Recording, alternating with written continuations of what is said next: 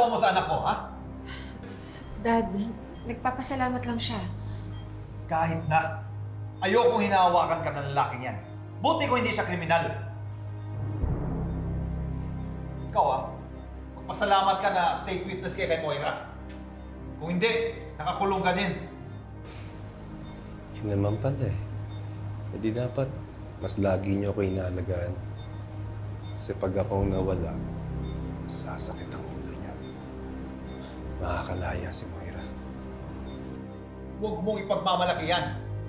Hindi ko nakakalimutan na muntik na mamatay si Annalyn dahil sa'yo.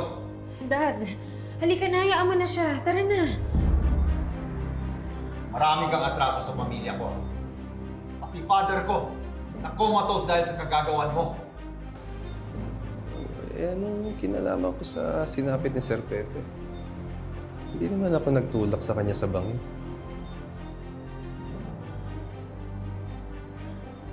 Dad, tara na.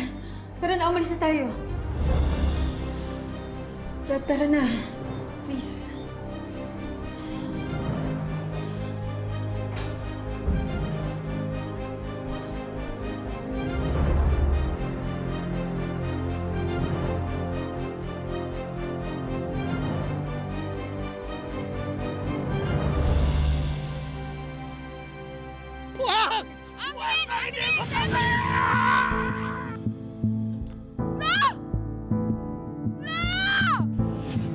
Marami kang atraso sa pamilya ko. Pati father ko, na comatose dahil sa kagagawan mo. Kung alam mo lang, Dad, may mas malala pa dun. Nasa parehas lang na ospital yung totoong may kasalanan kung bakit nalaglag si Lola Pepe. At ako yun. Tulong! Tulong! Tulong! Hindi ko na kaya! Tulong! Tulungan niyo ako!